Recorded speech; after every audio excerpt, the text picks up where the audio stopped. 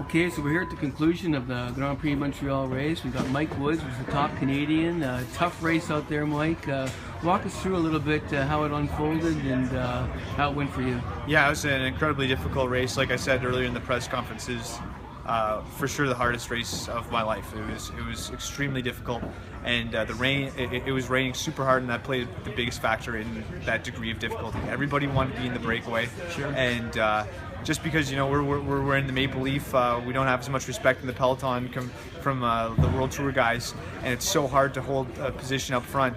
So with the rain, with the greasy corners, the accordion effect's that much stronger, and when you're near the back, like most of the guys on the team were throughout the day, it's just that much more difficult coming out of corners. Sure. So I had to fight every corner to kind of try and stay in position, or even just move up. And by the time I got to the last climb of the day, I just didn't have great legs. I tried attacking, but just wasn't there. So it was more of just a survival mode for me today. Absolutely. Was there any strategy at all, or was it tough to have a strategy in this kind of race?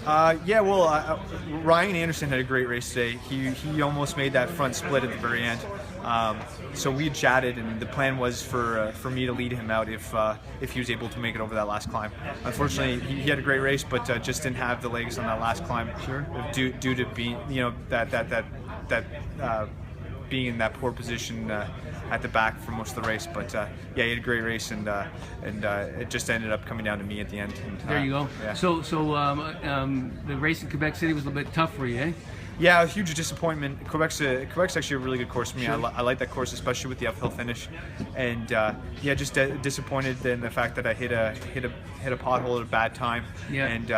And hit another pothole when I was chasing back on my spare bike that Yeah. kind of ended my day.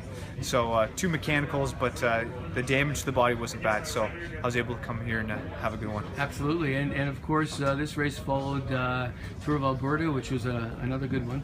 Yeah, I in some senses I'm kind of like 23rd as best Canadian here, and 10th as best Canadian in Alberta. I'm not too pumped about that, because I kind of turned those jerseys into consolation prizes. I would have liked them to be a bit more Sure. meaningful, and be on the podium or the top 10. But I've had such a long season, and I've had a lot of success this season that I can't be too disappointed. Yeah, and with Richmond ahead, it's the course that suits you. Do you think? No, I'm pretty excited about Richmond, because for most of the season I've been the guy going into races. I've been the guy that the team's working for, and it's pretty stressful. And Richmond's going to be an opportunity for me to kind of give back to Guillaume and Brian, who've helped me out throughout the season. They're going to be the sprinters for that race. It's a bit more of a sprinter's course, so I get to play a bit more of a domestique role, and I'm looking forward to that for once. The pressure's off me, and I get to kind of race my bike and have fun.